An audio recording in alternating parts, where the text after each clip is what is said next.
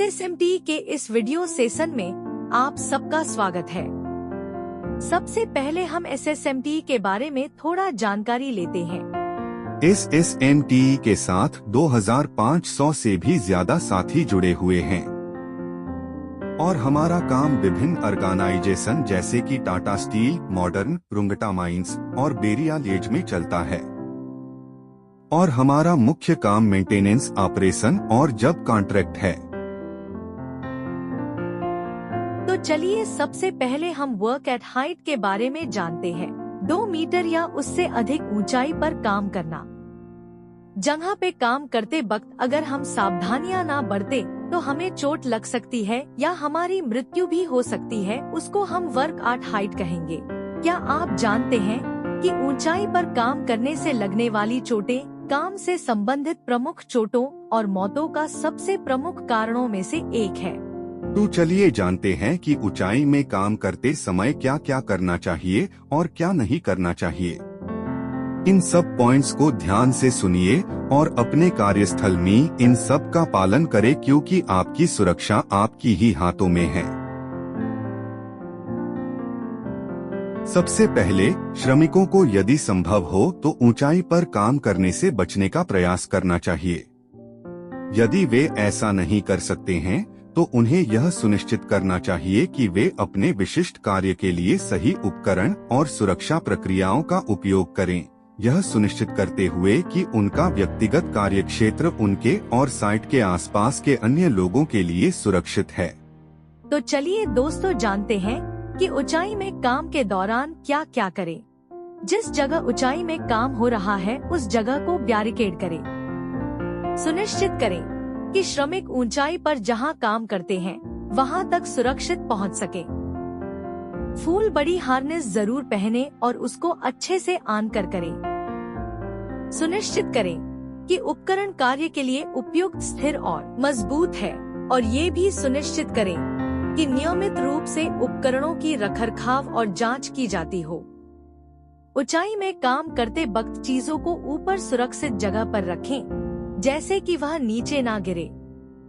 नाजुक सतहों पर या उसके निकट काम करते समय सावधानी बरतें। गिरने वाली वस्तुओं से सुरक्षा प्रदान करें। आपातकालीन निकासी और बचाव प्रक्रियाओं पर ट्रेनिंग लें और उसके लिए तैयार रहें। क्या नहीं करना चाहिए? अगर आप शारीरिक और मानसिक रूप से स्वस्थ ना हो तो काम ना करें। जहां ऊंचाई में काम चल रहा हो उसके नीचे कोई भी काम ना करे। कभी भी ऊंचाई में एक साथ दो काम ना करे।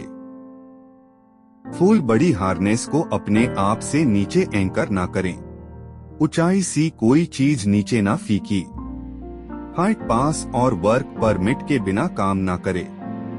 पावर लाइन के नीचे और आसपास काम ना करे।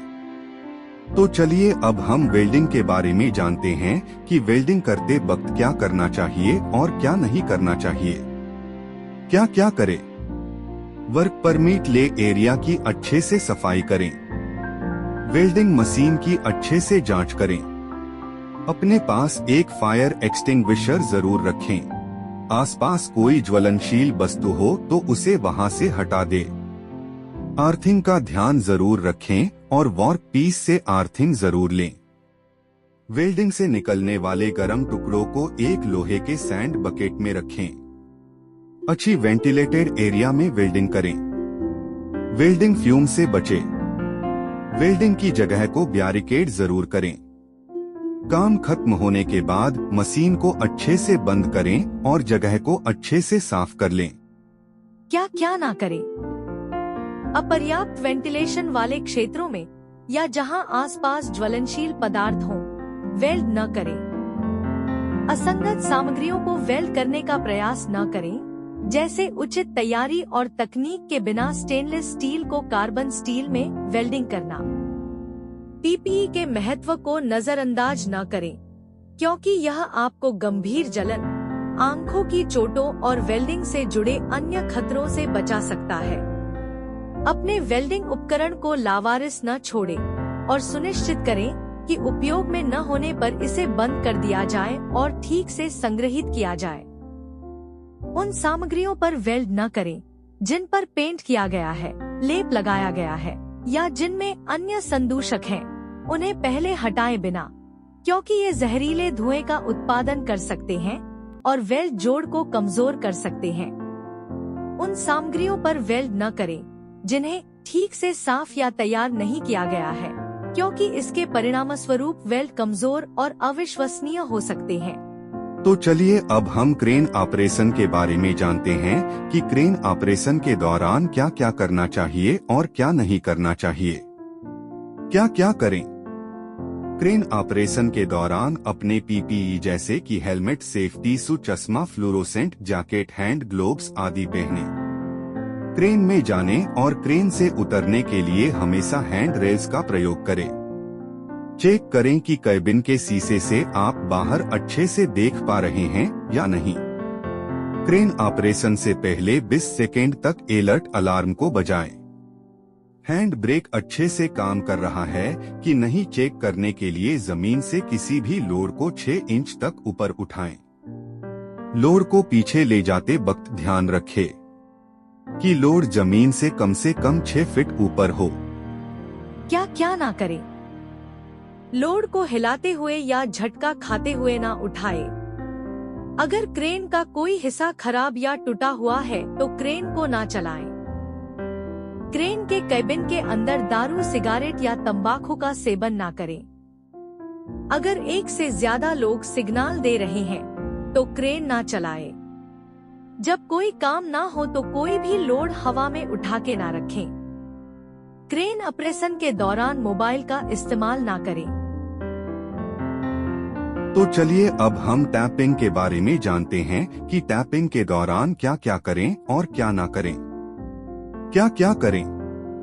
टैपिंग करते वक्त जरूरी पीपीई जैसे कि hand gloves, aluminium jacket, face shield आदि पहने। टैपिंग से पहले ऑक्सीजन प्रेशर और होज कपलिंग को जरूर चेक करें। टैप होल की जांच जरूर करें। एक फावड़ा के मदद से 200 mm तक जमीन को खोदें और टैप होल बनाएं। स्क्रीन गार्ड से कम 1 मीटर की दूरी बनाए रखें।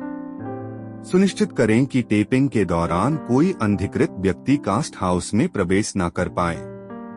टैप होल्स क्लोजिंग के दौरान टैप होल क्ले को धकेलने के लिए स्पून का इस्तेमाल करें। क्या क्या ना करें? टैपिंग प्लेटफॉर्म में बिना एल्यूमिनियम जैकेट के ना उतरें। अगर होस और कपलिंग में लीकेज है तो लांसिंग शुरू ना करें। टैपिंग के दौरान क्रेन का इस्तेमाल ना करें। टैपिंग के दौरान कास्ट हाउस में प्रवेश ना करें। रनर सकल को उतारते वक्त पानी का इस्तेमाल ना करें। टैपिंग के दौरान स्क्रीन गार्ड के पास ना जाए। टैप होल को बंद करने के लिए टैप होल में टैप होल क्ले को मत फेंके। तो चलिए अब हम गैस कटिंग के बारे में जानते हैं कि गैस कटिंग के दौरान क्या क्या करना चाहिए और क्या क्या नहीं। क्या क्या करें? अपने सारे पीपीई को पहने। वर्क परमिट ले एरिया को अच्छे से साफ करें। सिलेंडर, होज, रेगुलेटर, वाल्व, कटिंग टार्च आदि का जांच जरूर करें।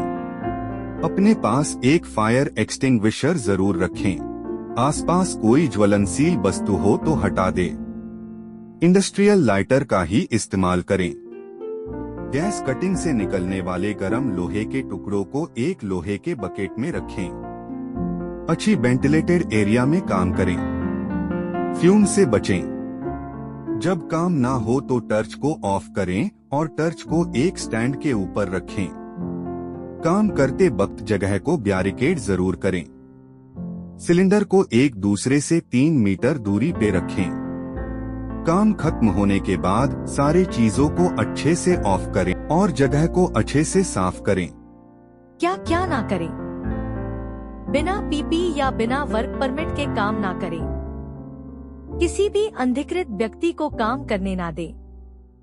कटिंग सेट का कोई भी हिस्सा खराब या टूटा हुआ हो तो कटिंग ना करें। कटिंग टार्च को जमीन पे ना रखें। आग लगाने के लिए इंडस्ट्रियल लाइटर के सिवा किसी और चीज का इस्तेमाल ना करें। कटिंग के दौरान दोनों सिलेंडर को आसपास ना रखें। तो चलिए अब हम हमारी कंपनी की नीतियों के बारे में जानते हैं। स्वास्थ्य एवं सुरक्षा नीति। स्वास्थ्य एवं सुरक्षा नीति SSMTE का एक अभिन्न अंग है जिसे हम नजरअंदाज नहीं कर सकते। SSMTE का स्वास्थ्य एवं सुरक्षा नीति कहता है कि आपके स्वास्थ्य और सुरक्षा को सुनिश्चित करना हमारी मैनेजमेंट और सुपरवाइजरों का दायित्व है और आपको सुरक्षा से काम करवाना, खतरों को पहचानना और उन्हीं खतरों को कंट्रोल करना SSMTE के साथ साथ आप लोगों का भी जिम्मेदारी है। SSMTE का सुरक्षा नीति कहता है कि सारे घटना और दुर्घटनाओं का रिपोर्ट जल्द से जल्द होना चाहिए। सारे कर्मचारी उनके अपने अपने कामों की तालीम लेना जरूरी है। कार्यस्थल में सब सही PPE पहन के काम करें, ये सुनिश्चित करना सुपरवाइजर का जिम्मेदारी होगी। SSMTE इस बात का भी ध्यान रखती है कि हमारी कार्यक्षेत्र धूम्रपान, शराब या अन्य ड्रग्स के इस्तेमाल से मुक्त रहे। हमारी कंपनी शराब का सेवन को एक महत्वपूर्ण विषय के रूप मानती है। इसके साथ साथ SSMTE ये बात का भी ध्यान रखता है कि हमारे काम की वजह से परिवेश को किसी भी प्रकार की हानि ना पहुंचे। SSMTE का टारगेट। हम जीरो LTI रेट और जीरो LTI FR और जीरो फेटल के टारगेट लेके चल रहे हैं। इसके साथ साथ हमारा टारगेट ये भी है कि हमारी सिवियरिटी इंडेक्स कभी 2.5 से ऊपर ना जाए। SSMTE ये मानता है कि आप लोगों को लेके हम हैं, हम लोगों को लेके आप नहीं। आखिरी में SSMTE आप सबकी सुख समृद्धि और सुरक्षा की कामना करता है। हमारे साथ जुड़े रहने के लिए आप सबका बहुत बहुत धन्यवाद।